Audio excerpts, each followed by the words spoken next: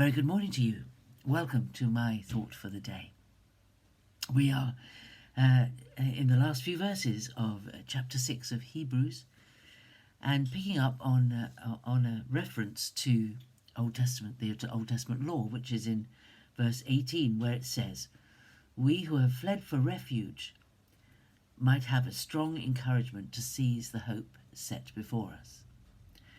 Now, the writer of the Hebrews is throughout the book making reference to things that happened in the Old Testament and showing how much greater what we have now is than what they had then. Now, what was wonderful was when they came into the Promised Land, God set up a rule to deal with those who had accidentally caused the death of another person.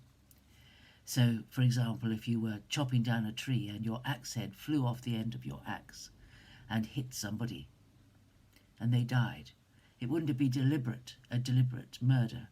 For a deliberate murder, there was no rescue. They did not back in those days have laws that said you could be excused if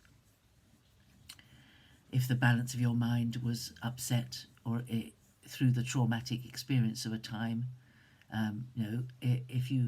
If you accidentally killed somebody, if you deliberately killed somebody, I'm afraid the avenger of blood would avenge that death and you would die. But if you killed someone accidentally,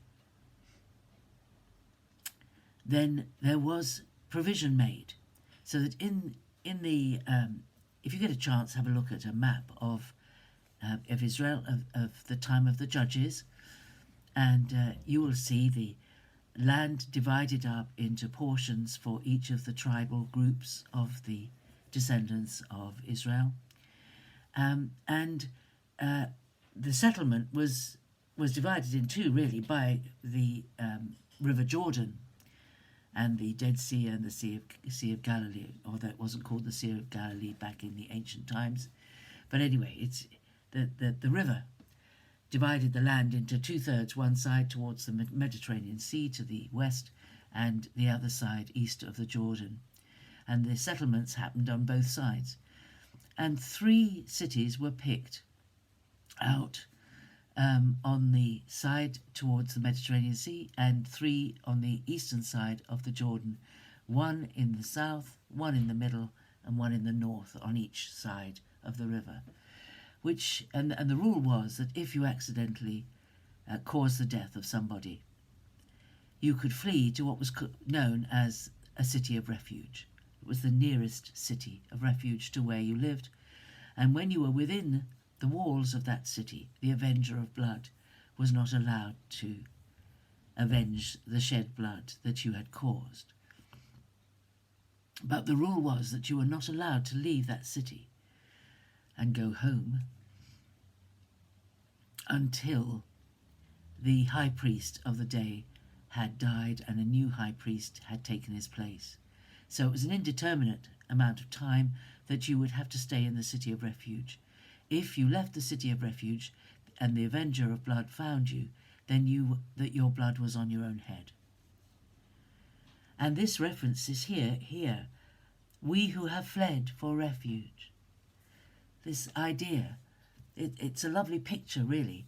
We have no ability to save ourselves, just like the person who had accidentally killed somebody had no way of saving their life. But there was provision made for mercy so that you could flee to the city of refuge. And you did. If something happened, you had to go as quickly as you could, because there would be an avenger of blood in every town and village who would bring justice to bear on those who had killed another person. And with this reference here, we who fled for refuge, when we realize how condemned we are by our own sinfulness and our own humanity, we flee for refuge to Jesus, to the promises of God that are sure and steadfast, because God has sworn by himself that these things will be done, and he doesn't break his promises. And therefore, the city of refuge, figuratively speaking, is there for us to flee to. And we stay and live under the shadow of Jesus our entire life, under that protective cover that Jesus has provided for us. And we are safe and secure. And our hope, which is a certain hope for rescue in the end and restoration, is all there because Jesus has provided it for us. And it's because Jesus has become our anchor. There's a hymn that was written, We Have an Anchor. And it's all about Jesus. This idea, isn't it wonderful? In Scripture there are lots and lots of pictures for us to use, and pictures help us understand it. And if you've ever been on the sea, you will know how important having a safe and steady and sure anchor is when the storms of life come. And Jesus is a sure and steadfast anchor of the soul. He ties us down. He holds us fast. His salvation holds on to us, whatever is happening. So there's pictures in this book which help us to think about how wonderful our salvation is that we have from Jesus. This city of refuge idea is something to think about. If you don't know the stories of the city of refuge, I think the city, well, I haven't looked it up, but it's in the law. If you look up cities of refuge, I'm sure you will find the passage that explains about it. And then there's this anchor of the soul. Jesus is an anchor, and we are held fast. We hold fast to him. He holds fast to us, and he is our steadfast anchor. He is completely reliable. He holds us fast.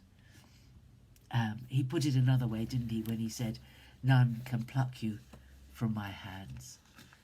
We are safe and secure in the keeping of God.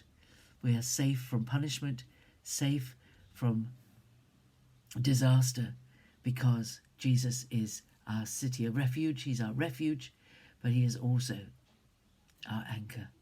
Wonderful thoughts. And if you get a chance to think about and read the story about Melchizedek, that's where we go on to. Melchizedek is in Genesis. Do have a look. Oh, I've shut my book now. Let me just give you the reference where it is. Stay with me a moment. We'll be there in a moment.